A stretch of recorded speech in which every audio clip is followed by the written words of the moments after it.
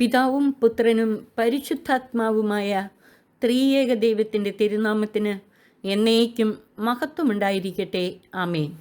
കർത്താവിനാൽ അനുഗ്രഹിക്കപ്പെട്ട പ്രിയ സഹോദരങ്ങളെ, വചനവിസ്മയം 27ാമത്തെ എപ്പിസോഡിലേക്ക് ഏവർക്കും സ്വാഗതം. ഈ എപ്പിസോഡിൽ നാം ധ്യാന വിഷയമാക്കുന്നത് പുതുവർഷം 2025 അനുഗ്രഹപൂർണമാക്കാൻ സഹായിക്കുന്ന 5 പ്രധാന കാര്യങ്ങൾ. പുതുവർഷത്തെ അനുഗ്രഹപൂർണമാക്കാൻ പ്രധാനമായും 5 കാര്യങ്ങളാണ് നാം ശ്രദ്ധിക്കേണ്ടത്. ഒന്നാമതായി, ഒരു നല്ല കുമ്പസാരം നടത്തി കഴിഞ്ഞ കാലത്തെ ദൈവത്തിൻ്റെ കരുണയുടെ മുമ്പിൽ സമർപ്പിക്കുക. ദൈവം ചെയ്ത നന്മകൾക്ക് നന്ദി പറഞ്ഞ് വന്നുപോയ വീഴ്ചകൾക്ക് അനുതാപപൂർവം മാപ്പപേക്ഷിച്ച് ജീവിത പരിവർത്തനത്തിനും പുരോഗതിക്കുമായുള്ള ദൃഢനിശ്ചയങ്ങളെടുത്ത് ഒരു നല്ല കുമ്പസാരം നടത്തേണ്ടത് എങ്ങനെയെന്ന് കഴിഞ്ഞ പ്രഭാഷണത്തിൽ നാം മനസ്സിലാക്കി. വിശുദ്ധ കുമ്പസാര ഒരുക്കത്തിനായി ഈ ചാനലിൽ നൽകിയിട്ടുള്ള 3 പ്രഭാഷണങ്ങൾ നമ്മെ സഹായിക്കും. പുതുവർഷം അനുഗ്രഹപൂർണമാക്കാൻ നാം ശ്രദ്ധിക്കേണ്ട രണ്ടാമത്തെ കാര്യം, പൂർണ്ണ ഹൃദയത്തോടും പൂർണ്ണാത്മാവോടും സർവശക്തിയോടും കൂടെ ദൈവത്തെ സ്നേഹിക്കുക എന്നതാണ്. മൂന്നാമതായി, ദൈവിക അറിവിലും ജ്ഞാനത്തിലും വളർന്ന് തീഷ്ണതയിൽ മാന്യം കൂടാതെ ആത്മാവിൽ ജ്വലിക്കുന്നവരായി ദൈവത്തെ ശുശ്രൂഷിക്കുക. നാലാമതായി, ദൈവത്തിൻ്റെ പരിപൂർണതയിലേക്കും ദൈവ സാന്നിധ്യ, സാമീപ്യ, സംസർഗ, സഖിത്വ, സഹവാസ അനുഭവത്തിലേക്കും വളരാൻ നിരന്തരം പരിശ്രമിക്കുക. പുതുവർഷത്തെ അനുഗ്രഹപൂർണമാക്കാൻ നാം ശ്രദ്ധിക്കേണ്ട 5ാമത്തെ കാര്യം, ദൈവത്തിൻ്റെ വാഗ്ദാനങ്ങളിൽ വിശ്വാസമർപ്പിച്ച് അവിടുത്തെ കരുണയിലും കൃപയിലും ആശ്രയിച്ച് പ്രത്യാശയോടെ പുതുവർഷത്തിലേക്ക് പ്രവേശിക്കുക എന്നതാണ്.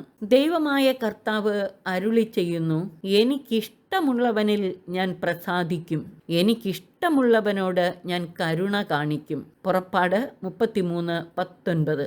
റോമർക്കെഴുതിയ ലേഖനത്തിൽ വിശുദ്ധ പൗലോസ്ലീഹ ഇത് സ്ഥിരീകരിച്ചുകൊണ്ട് പറയുന്നു, എനിക്ക് ദയ തോന്നുന്നവനോട് ഞാൻ ദയ കാണിക്കും, എനിക്ക് അനുകമ്പ തോന്നുന്നവരോട് അനുകമ്പയും എന്ന് അവിടുന്ന് മോശയോട് അരുളി ചെയ്യുന്നു.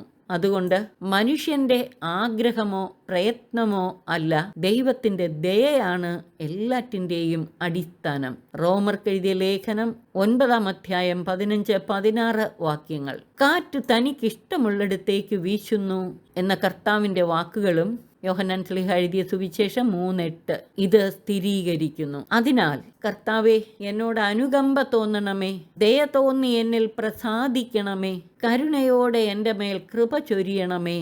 മനുഷ്യൻ്റെ ആഗ്രഹമോ പ്രയത്നമോ അല്ല, ദൈവത്തിൻ്റെ ദയയാണ് എല്ലാറ്റിൻ്റെയും അടിസ്ഥാനമെന്ന് ഞാൻ വിശ്വസിച്ച് ഏറ്റുപറയുന്നു. ദൈവമേ, എനിക്ക് അങ്ങയുടെ പ്രസാദം മതി. ഈ വിശ്വാസം ഏറ്റുപറഞ്ഞ് പ്രാർത്ഥിച്ചുകൊണ്ട് തൃപ്പാദത്തിലിരുന്ന് നമുക്ക് ധ്യാനിക്കാം.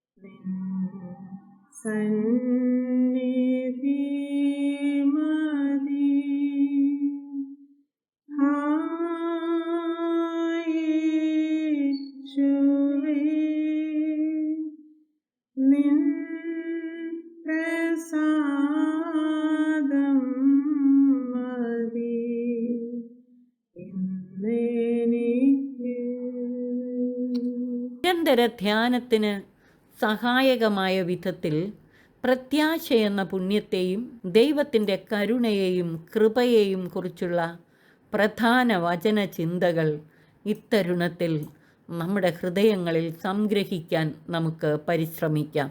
പ്രത്യാശയെന്ന പുണ്യം. ക്രിസ്തീയ ജീവിതം പ്രത്യാശയുടെ ജീവിതമാണ്. പ്രത്യാശയെന്ന ദൈവിക പുണ്യത്തിൻ്റെ അന്തരാർത്ഥത്തെക്കുറിച്ചും പ്രത്യാശപൂർണമായ സൗഭാഗ്യ ജീവിതത്തിലേക്ക് സ്വയം വളരുന്നതിനും മറ്റുള്ളവരെ വഴികാട്ടി നയിക്കുന്നതിനുമുള്ള മാർഗങ്ങളെക്കുറിച്ചുമാണ് നാം ഇവിടെ ധ്യാന വിഷയമാക്കുന്നത്.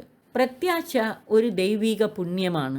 വിശ്വാസമെന്ന പുണ്യത്തോട് അഭേദ്യമായി ബന്ധപ്പെട്ട പുണ്യം. വിശ്വാസം വളർന്ന് നമ്മിൽ പ്രത്യാശയായി രൂപപ്പെടണം. ജീവിത പ്രതിസന്ധികളുടെയും അനിശ്ചിതത്വത്തിൻ്റെയും മധ്യേ പോലും ആത്മധൈര്യത്തോടും ശുഭപ്രതീക്ഷയോടും കൂടെ മുന്നേറാൻ നമ്മെ സഹായിക്കുന്ന പുണ്യമാണ് പ്രത്യാശ. പ്രത്യാശ നമ്മെ നിരാശരാക്കുന്നില്ല. ശുഭാപ്തി വിശ്വാസത്തോടെ ജീവിതത്തെ നോക്കിക്കാണുന്നതിനും ആത്മധൈര്യത്തോടെ വെല്ലുവിളികളെ തരണം ചെയ്തു മുന്നേറുന്നതിനും വലിയ ദുഃഖങ്ങളുടെയും പ്രതിസന്ധികളുടെയും നടുവിൽ പോലും ഒരു നല്ല നാളെയെക്കുറിച്ചുള്ള പ്രതീക്ഷയോടെ മുന്നേറുന്നതിന് പ്രത്യാശ നമ്മെ സഹായിക്കുകയും ആശ്വാസം പകരുകയും ചെയ്യും. വലിയ പരാജയങ്ങളിൽ പോലും പതറാതെ ജീവിത അനുഭവങ്ങളിൽ നിന്ന് പാഠങ്ങൾ പഠിച്ച് വിജയം വരിച്ചു മുന്നേറുന്നതിന് പ്രത്യാശ നമുക്ക് ആത്മധൈര്യവും ശക്തിയും പ്രചോദനവും അരുളുന്നു. പ്രത്യാശയിൽ വളരാനുള്ള 5 പ്രധാന മാർഗങ്ങളുണ്ട്. 1. വിശ്വാസത്തിൻ്റെ ഉറപ്പും പരിശുദ്ധാത്മാവിൻ്റെ ശക്തിയും നമ്മെ പ്രത്യാശയാൽ നിറയ്ക്കും. വിശുദ്ധ പൗലോസ്ലീഹ പറയുന്നത് ശ്രദ്ധിക്കുക. പ്രത്യാശയുടെ ദൈവം നിങ്ങളുടെ വിശ്വാസത്താൽ സകല സന്തോഷവും സമാധാനവും കൊണ്ട് നിങ്ങളെ നിറയ്ക്കട്ടെ. അങ്ങനെ പരിശുദ്ധാത്മാവിൻ്റെ ശക്തിയാൽ നിങ്ങൾ പ്രത്യാശയിൽ സമൃദ്ധി പ്രാപിക്കുകയും ചെയ്യട്ടെ. റോമർക്കെഴുതിയ ലേഖനം 15:13. ദൈവമഹത്വത്തിൽ പങ്കുചേരാമെന്ന പ്രത്യാശയിൽ നമുക്ക് അഭിമാനിക്കാം. മാത്രമല്ല, നമ്മുടെ കഷ്ടതകളിലും നാം അഭിമാനിക്കുന്നു. എന്തെന്നാൽ കഷ്ടത സഹനശീലവും, സഹനശീലം ആത്മധൈര്യവും, ആത്മധൈര്യം പ്രത്യാശയും ഉളവാക്കുന്നു എന്ന് നാം അറിയുന്നു. പ്രത്യാശ നമ്മെ നിരാശരാക്കുന്നില്ല. കാരണം നമുക്ക് നൽകപ്പെട്ടിരിക്കുന്ന പരിശുദ്ധാത്മാവിലൂടെ ദൈവത്തിൻ്റെ സ്നേഹം നമ്മുടെ ഹൃദയങ്ങളിലേക്ക് ചൊരിയപ്പെട്ടിരിക്കുന്നു. റോമർക്കെഴുതിയ ലേഖനം 5:3-5 വരെയുള്ള വാക്യങ്ങൾ. ഞാൻ കർത്താവിങ്കലേക്ക് കണ്ണുകൾ ഉയർത്തും. എൻ്റെ രക്ഷകനായ ദൈവത്തിനു വേണ്ടി ഞാൻ പ്രത്യാശയോടെ കാത്തിരിക്കും. എൻ്റെ ദൈവം എൻ്റെ പ്രാർത്ഥന കേൾക്കും. മിക്ക 7:7 യേശു ക്രിസ്തുവിൻ്റെ ഉത്ഥാനത്തിലുള്ള വിശ്വാസമാണ് നമുക്ക് പ്രത്യാശ പകരുന്ന രണ്ടാമത്തെ പ്രധാന കാര്യം. ക്രിസ്തീയ പ്രത്യാശയുടെ അടിസ്ഥാനമായി നിലകൊള്ളുന്നത് ഉത്ഥാന മഹാരഹസ്യത്തിലുള്ള വിശ്വാസമാണ്. പത്രോസ് ശ്ലീഹ പറയുന്നു, നമ്മുടെ കർത്താവായ യേശു ക്രിസ്തുവിൻ്റെ പിതാവായ ദൈവം വാഴ്ത്തപ്പെട്ടവനാകട്ടെ. അവിടുന്ന് തൻ്റെ കാരുണ്യാതിരേകത്താൽ യേശു ക്രിസ്തുവിൻ്റെ മരിച്ചവരിൽ നിന്നുള്ള ഉത്ഥാനം വഴി സജീവമായ പ്രത്യാശയിലേക്കും നിങ്ങൾക്കായി സ്വർഗത്തിൽ കാത്തു സൂക്ഷിക്കപ്പെടുന്ന അക്ഷയവും കളങ്കരഹിതവും ഒളിമങ്ങാത്തതുമായ അവകാശത്തിലേക്കും നമ്മെ വീണ്ടും ജനിപ്പിച്ചിരിക്കുന്നു. 1 പത്രോസ് 1:3-4 വാക്യങ്ങൾ. മൂന്നാമതായി, ദൈവത്തിൽ ശരണപ്പെട്ട് ദൈവപരിപാലനയിൽ ആശ്രയിച്ചുള്ള ജീവിതമാണ് പ്രത്യാശപൂർണമായ സൗഭാഗ്യ ജീവിതം നയിക്കാൻ നമ്മെ സഹായിക്കുന്ന മറ്റൊരു പ്രധാന കാര്യം. അതിനാൽ ദൈവപരിപാലനയെക്കുറിച്ചുള്ള നിരന്തര ധ്യാനവും ദൈവാശ്രയത്തിലുള്ള വളർച്ചയും പ്രത്യാശയിൽ വളരാൻ നമ്മെ സഹായിക്കും. ദൈവത്തിൻ്റെ വാഗ്ദാനങ്ങളിലുള്ള അചഞ്ചലമായ വിശ്വാസമാണ് നമുക്ക് പ്രത്യാശ പകരുന്ന 4ാമത്തെ കാര്യം. അതിനാൽ കർത്താവിൻ്റെ വാഗ്ദാനങ്ങളിൽ വിശ്വാസമർപ്പിച്ച് പ്രത്യാശ പകരുന്ന തിരുമൊഴികളും തിരുവചന ഭാഗങ്ങളും നിരന്തരം ധ്യാനിച്ച് ദൈവാശ്രയത്തോടെ ജീവിക്കുക. ഏതു പ്രതിസന്ധിയിലും വലിയ പ്രത്യാശ നൽകുന്ന അനേകം തിരുവചന ഭാഗങ്ങളുണ്ട്. ഉദാഹരണമായി, ദൈവത്തിൽ ആശ്രയിക്കുന്നവർ വീണ്ടും ശക്തി പ്രാപിക്കും. അവർ കഴുകന്മാരെ പോലെ ചിറകടിച്ചുയരും. അവർ ഓടിയാലും ക്ഷീണിക്കുകയില്ല, നടന്നാൽ തളരുകയുമില്ല. യെശയ്യാ 40:28-31 വരെയുള്ള വാക്യങ്ങൾ. ഭയപ്പെടേണ്ട, ഞാൻ നിന്നോട് കൂടെയുണ്ട്. സംഭ്രമിക്കേണ്ട, ഞാനാണ് നിന്റെ ദൈവം. എൻ്റെ വിജയകരമായ വലത്തു കൈകൊണ്ട് ഞാൻ നിന്നെ താങ്ങി നിർത്തും. നിന്റെ ദൈവവും കർത്താവുമായ ഞാൻ നിന്റെ വലതു കൈ പിടിച്ചിരിക്കുന്നു. ഞാനാണ് പറയുന്നത്, ഭയപ്പെടേണ്ട, ഞാൻ നിന്നെ സഹായിക്കും. യെശയ്യാ 41:8-13 വരെയുള്ള വാക്യങ്ങൾ. അത്തിവൃക്ഷം പൂക്കുന്നില്ലെങ്കിലും മുന്തിരിയിൽ ഫലങ്ങളില്ലെങ്കിലും ഒലിവുമരത്തിൽ കായ്കൾ ഇല്ലാതായാലും വയലുകളിൽ ധാന്യം വിളയുന്നില്ലെങ്കിലും ആട്ടിൻകൂട്ടം ആലയിൽ അറ്റുപോയാലും കന്നുകാലികൾ തൊഴുത്തിലില്ലാതായാലും ഞാൻ കർത്താവിൽ ആനന്ദിക്കും. എൻ്റെ രക്ഷകനായ ദൈവത്തിൽ ഞാൻ സന്തോഷിക്കും. ഹബക്കൂക്ക് 3:17-19 വരെയുള്ള വാക്യങ്ങൾ. അങ്ങയുടെ വാഗ്ദാനം എനിക്ക് ജീവൻ നൽകുന്നു എന്നതാണ് ദുരിതങ്ങളിൽ എൻ്റെ ആശ്വാസം. സങ്കീർത്തനം 119:50 വാക്യം. കർത്താവ് നല്ലവനും കഷ്ടതയുടെ നാളിൽ അഭയദുർഗവുമാണ്. തന്നിൽ ആശ്രയിക്കുന്നവരെ അവിടുന്ന് അറിയുന്നു. നാഹും 1:7-8 വാക്യങ്ങൾ. അതോടൊപ്പം ഹഗ്ഗായി 2:5, ജെറമിയ 1:8, സെഫാനിയ 3:16-18 വരെയുള്ള വാക്യങ്ങൾ മുതലായവയും കാണുക.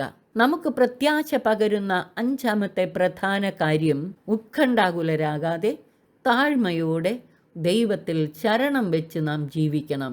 അവരെ ദൈവം പ്രത്യാശ കൊണ്ട് നിറയ്ക്കും. അഹങ്കാരികൾ പ്രത്യാശയില്ലാതെ നിരാശയിലാണ്ടുപോകും. പത്രോസ്ലീഹ പറയുന്നു, ദൈവത്തിൻ്റെ ശക്തമായ കരത്തിൻ കീഴിൽ നിങ്ങൾ താഴ്മയോടെ നിൽക്കുവിൻ. അവിടുന്ന് തക്ക സമയത്ത് നിങ്ങളെ ഉയർത്തിക്കൊള്ളും. നിങ്ങളുടെ ഉത്കണ്ഠകളെല്ലാം അവിടുത്തെ ഏൽപ്പിക്കുവിൻ. അവിടുന്ന് നിങ്ങളുടെ കാര്യത്തിൽ ശ്രദ്ധാലുവാണ്. 1 പത്രോസ് 5:6-7 വാക്യങ്ങൾ. കർത്താവ് അരുളിച്ചെയ്യുന്നു, നിങ്ങളെക്കുറിച്ചുള്ള പദ്ധതി എൻ്റെ മനസ്സിലുണ്ട്. നിങ്ങളുടെ നാശത്തിനല്ല, ക്ഷേമത്തിനുള്ള പദ്ധതിയാണ്. നിങ്ങൾക്ക് ശുഭമായ ഭാവിയും പ്രത്യാശയും നൽകുന്ന പദ്ധതി. ജെറമിയ 29:11-13 വരെയുള്ള വാക്യങ്ങൾ. നാം ഈ മനസ്സിലാക്കിയ 5 പ്രധാന കാര്യങ്ങളും അവയോട് ബന്ധപ്പെട്ട തിരുവചന ഭാഗങ്ങളും നിരന്തരം ധ്യാനിച്ച് ഉത്ഥാന പ്രത്യാശയോടെ ത്രിയേക ദൈവത്തിൻ്റെ രക്ഷാകര പദ്ധതിയുടെ യുഗാന്ത പൂർത്തീകരണവും നമ്മുടെ കർത്താവിൻ്റെ മഹത്വപൂർണമായ പുനരാഗമനവും ലക്ഷ്യമാക്കി ദൈവത്തിൻ്റെ കരുണയിലും കൃപയിലും ആശ്രയിച്ച് ശരിയായ ലക്ഷ്യബോധത്തോടെ സഭാത്മക ജീവിതം നയിക്കുന്നവരെ ദൈവം സജീവമായ പ്രത്യാശ കൊണ്ട് നിറയ്ക്കും. ദൈവത്തിൻ്റെ കരുണയിലും കൃപയിലും ആശ്രയിച്ച് മുന്നേറുന്നവർക്ക് അതിവേഗം പ്രത്യാശയിൽ വളരാൻ സാധിക്കും. അതിനാൽ ദൈവത്തിൻ്റെ കരുണയെയും കൃപയെയും കുറിച്ചുകൂടെ നമുക്ക് ധ്യാനിക്കാം. എന്താണ് ദൈവകാരുണ്യം അർത്ഥമാക്കുന്നത്? കാരുണ്യം ദൈവത്തിൻ്റെ സ്വഭാവമാണ്. കാരുണ്യവാനെന്നാണല്ലോ അവിടുന്ന് മോശയ്ക്ക് തന്നെ വെളിപ്പെടുത്തിയത്. കർത്താവ് മേഘത്തിൽ ഇറങ്ങി വന്ന് അവൻ്റെ അടുക്കൽ നിൽക്കുകയും കർത്താവെന്ന തൻ്റെ നാമം പ്രഖ്യാപിക്കുകയും ചെയ്തു. അവിടുന്ന് ഇപ്രകാരം ഉദ്ഘോഷിച്ചുകൊണ്ട് അവൻ്റെ മുമ്പിലൂടെ കടന്നുപോയി. കർത്താവ് കാരുണ്യവാനും കൃപാനിധിയുമായ ദൈവം, കോപിക്കുന്നതിൽ വിമുഖൻ, സ്നേഹത്തിലും വിശ്വസ്തതയിലും അത്യുദാരൻ, തെറ്റുകളും കുറ്റങ്ങളും പാപങ്ങളും ക്ഷമിച്ചുകൊണ്ട് ആയിരങ്ങളോട് കരുണ കാണിക്കുന്നവൻ. പുറപ്പാട് പുസ്തകം 34:5-7 വരെയുള്ള വാക്യങ്ങൾ. ദൈവപിതാവിൻ്റെ ക്ഷമിക്കുന്ന സ്നേഹത്തിലൂടെ പ്രകടമാകുന്ന കരുണയെ വെളിപ്പെടുത്തുന്ന അനേകം തിരുവചന ഭാഗങ്ങളുണ്ട്. ഉദാഹരണമായി സങ്കീർത്തനം 103, 106, 123, 136, യെശയ്യാ 33:2, 40 28-31 വരെയുള്ള വാക്യങ്ങൾ, 43 1-7 വരെയുള്ള വാക്യങ്ങൾ, മിക്ക പ്രവാചകന്റെ പുസ്തകം 7:18, ഹബക്കൂക്ക് 3:2, ജോയൽ പ്രവാചകന്റെ പുസ്തകം 2 12-14 വരെയുള്ള വാക്യങ്ങൾ, ഓസിയ പ്രവാചകന്റെ പുസ്തകം 11 8-10 വരെയുള്ള വാക്യങ്ങൾ, വിശുദ്ധ ലൂക്ക എഴുതിയ സുവിശേഷം 15 11-32 വരെയുള്ള വാക്യങ്ങൾ, മർക്കോസ് 1:40-45 വരെയുള്ള വാക്യങ്ങൾ. ഈ തിരുവചന ഭാഗങ്ങൾ നമുക്ക് നിരന്തരം ധ്യാനിച്ച് ദൈവത്തിൻ്റെ കരുണ സ്വന്തമാക്കാം. ദൈവത്തിൻ്റെ നിസ്സീമമായ കരുണയും സഹിഷ്ണുതയും ക്ഷമയും നിസ്സാരമാക്കി നാം തെറ്റിൽ തന്നെ തുടരാൻ പാടില്ല. നമ്മെ അനുതാപത്തിലേക്ക് നയിക്കുകയാണ് ദൈവത്തിൻ്റെ കരുണയുടെ ലക്ഷ്യം. റോമ 2:4. നാം അനുതപിച്ച് ദൈവത്തിലേക്ക് തിരിഞ്ഞാൽ കരുണയോടെ അവിടുന്ന് നമ്മെ കൈക്കൊള്ളും. തൻ്റെ സ്വന്തം കരവേലയായ മനുഷ്യ മക്കളിൽ ഒരാൾ പോലും നഷ്ടപ്പെട്ടു പോകാൻ കരുണാസമ്പന്നനായ ദൈവപിതാവ് ആഗ്രഹിക്കുന്നില്ല. ദുഷ്ടൻ മരിക്കുന്നതിലല്ല, അവൻ ദുഷ്ടമാർഗത്തിൽ നിന്ന് പിന്തിരിഞ്ഞ് ജീവിക്കുന്നതിലാണ് എനിക്ക് സന്തോഷമെന്ന് കർത്താവ് തന്നെ നമ്മോട് ആവർത്തിച്ചു പറയുന്നു. എസെക്കിയേൽ പ്രവാചകൻ്റെ പുസ്തകം 18-ാം അധ്യായം 31-32 വാക്യങ്ങൾ, 33-ാം അധ്യായം 11-12 വാക്യങ്ങൾ. മാത്രമല്ല, പാപികൾ മനസ്സ് തിരിഞ്ഞ് രക്ഷ പ്രാപിക്കുന്നതിനു വേണ്ടി തൻ്റെ സ്വന്തം ജനം തന്നോട് അപേക്ഷിക്കണമെന്നും കർത്താവ് ആഗ്രഹിക്കുന്നു. കർത്താവ് അരുളി ചെയ്യുന്നു, ഇപ്പോഴെങ്കിലും ഉപവാസത്തോടും വിലാപത്തോടും നെടുവീർപ്പോടും കൂടെ നിങ്ങൾ പൂർണ്ണ ഹൃദയത്തോടെ എൻ്റെ അടുക്കലേക്ക് തിരിച്ചു വരുവിൻ. നിങ്ങളുടെ ദൈവമായ കർത്താവിങ്കലേക്ക് മടങ്ങുവിൻ. എന്തെന്നാൽ അവിടുന്ന് ഉദാരമതിയും കാരുണ്യവാനും ക്ഷമാശീലനും സ്നേഹസമ്പന്നനുമാണ്. ശിക്ഷ പിൻവലിക്കാൻ സദാ സന്നദ്ധനുമാണ് അവിടുന്ന്. ജോയേൽ 2:12-14 വരെയുള്ള വാക്യങ്ങൾ. കർത്താവിൻ്റെ കാരുണ്യം അവിടുത്തെ ഭക്തരുടെ മേൽ എന്നേക്കുമുണ്ടായിരിക്കും. സങ്കീർത്തനം 103:17. ഭൂമിക്കുമേൽ ഉയർന്നിരിക്കുന്ന ആകാശം പോലെ ഉന്നതമാണ് തൻ്റെ ഭക്തരോട് അവിടുന്ന് കാണിക്കുന്ന കാരുണ്യം. സങ്കീർത്തനം 103:11. പിതാവ് മക്കളോടെന്ന പോലെ കർത്താവിന് തൻ്റെ ഭക്തരോട് അലിവ് തോന്നുന്നു. സങ്കീർത്തനം 103:13. സങ്കീർത്തനം 136 ആവർത്തിച്ചു പറയുന്നു, അവിടുത്തെ കാരുണ്യം അനന്തമാണ്. കരുണാസമ്പന്നനായ ദൈവം തൻ്റെ ഭക്തരോട് കാണിക്കുന്ന അനന്തവും ഉന്നതവും നിത്യവുമായ കാരുണ്യത്തെ പ്രകീർത്തിക്കുകയാണ് ഈ തിരുവചന ഭാഗങ്ങൾ. ചുരുക്കി പറഞ്ഞാൽ, കരുണ എന്നത് ഒന്നാമതായി ദൈവത്തിന് മനുഷ്യനോടുള്ള സമീപനവും മനോഭാവവും മനുഷ്യനോട് കാട്ടുന്ന ദീർഘക്ഷമയും ദയയും അലിവുമൊക്കെയാണ്. രണ്ടാമതായി, നമ്മുടെ പാപങ്ങളും അതിക്രമങ്ങളും അനുസരിച്ച് നാം അർഹിക്കുന്ന ശിക്ഷകളും കഷ്ടാരിഷ്ടതകളും നമ്മുടെ മേൽ വരുത്താതെ ദയയോടെ ശിക്ഷ ഇളവ് ചെയ്തു തരുന്ന ദൈവത്തിൻ്റെ സ്നേഹമാണ് കരുണ.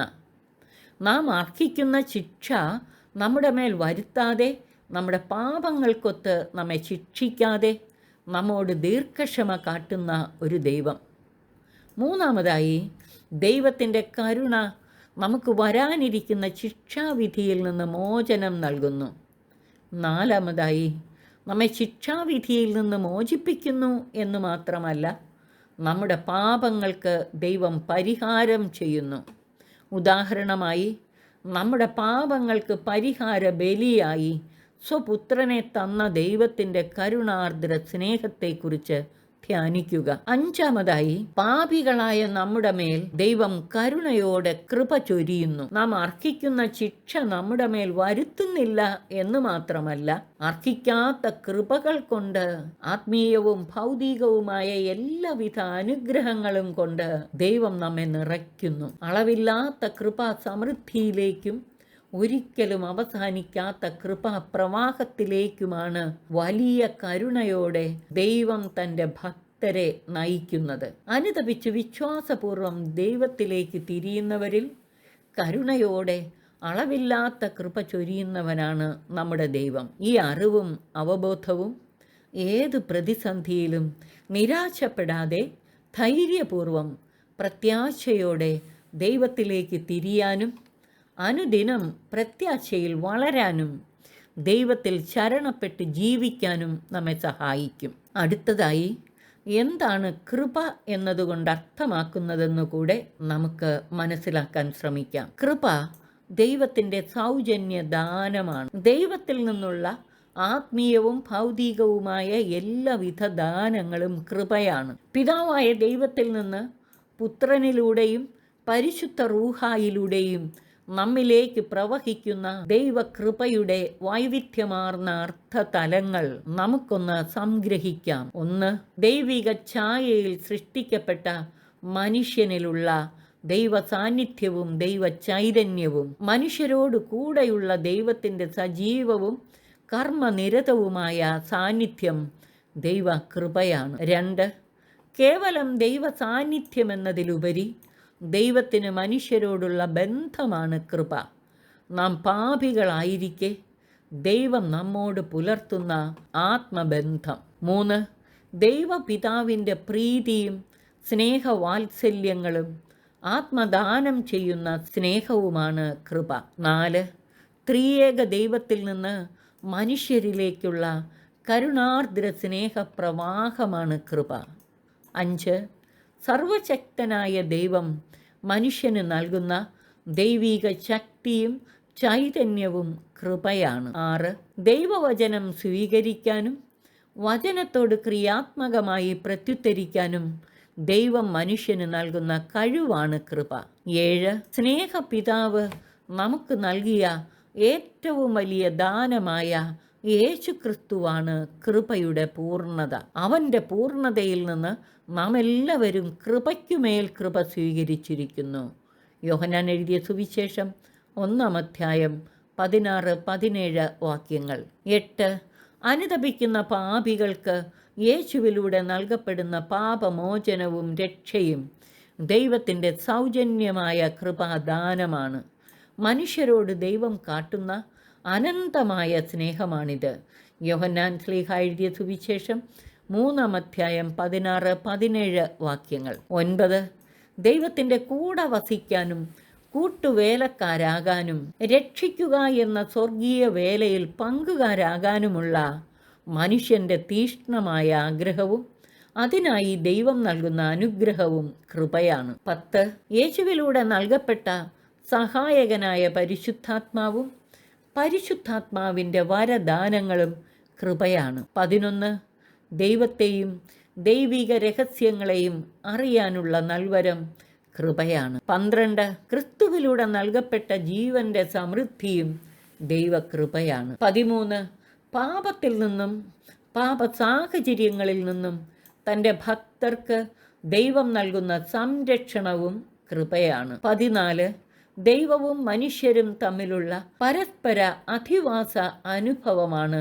ദൈവകൃപ. 15, സഭയിലൂടെ നമ്മിലേക്ക് പ്രവഹിക്കുന്ന കൗദാശിക കൃപാവരവും നമ്മെ ദൈവികവൽക്കരിക്കുന്ന ശക്തിയും ദൈവകൃപയാണ്. 16, ദൈവം കരുണയോടെ നമുക്ക് നൽകുന്ന ദൈവാനുഭവത്തിൻ്റെ വൈവിധ്യമാർന്ന തലങ്ങൾ ദൈവത്തിൻ്റെ കൃപാദാനമാണ്. 17, ദൈവം മനുഷ്യന് നൽകുന്ന കഴിവുകളും നാനാവിധ സിദ്ധികളും കൃപാദാനമാണ്.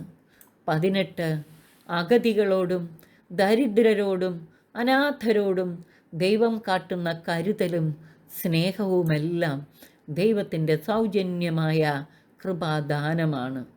ദൈവഭക്തരായ മനുഷ്യരിലേക്കുള്ള ദൈവത്തിൻ്റെ ഈ അനന്തമായ കരുണാർദ്ര സ്നേഹത്തെയും ഒരിക്കലും അവസാനിക്കാത്ത കൃപാപ്രവാഹത്തെയും കുറിച്ചുള്ള വ്യക്തമായ അറിവും അവബോധവും അനുദിനം പ്രത്യാശയിൽ വളരാൻ നമ്മെ സഹായിക്കും. ഇവയെല്ലാം നിരന്തരം ധ്യാനിച്ച് പ്രത്യാശപൂർണമായ സൗഭാഗ്യ ജീവിതത്തിലേക്ക് സ്വയം വളരാനും അനേകരെ വഴികാട്ടി നയിക്കാനും ഈ പുതുവർഷത്തിൽ നമുക്ക് പരിശ്രമിക്കാം. ഇപ്രകാരം പുതുവർഷം അനുഗ്രഹപൂർണമാക്കുവാൻ നമ്മെ സഹായിക്കുന്ന നാം ഇവിടെ ചിന്താ വിഷയമാക്കിയ 5 പ്രധാന കാര്യങ്ങളും അവയുടെ വിശദീകരണങ്ങളും നിരന്തരം ധ്യാനിച്ച് നമുക്ക് പുതുവർഷത്തെ അനുഗ്രഹപൂർണമാക്കാം. അനേകർക്ക് ഇവയെക്കുറിച്ചുള്ള വ്യക്തമായ അറിവും കാഴ്ചപ്പാടും നൽകിക്കൊണ്ട് അവരെയും അനുഗ്രഹപൂർണമായ ഒരു ഭാവിയിലേക്ക്, ഒരു പുതുവർഷത്തിലേക്ക് കൈപിടിച്ച് നയിക്കാം. സർവശക്തൻ നമ്മെ അനുഗ്രഹിച്ച് ആശീർവദിക്കട്ടെ. പിതാവിനും പുത്രനും പരിശുദ്ധാത്മാവിനും സ്തുതി, ആദി മുതൽ എന്നേക്കും. ആമേൻ.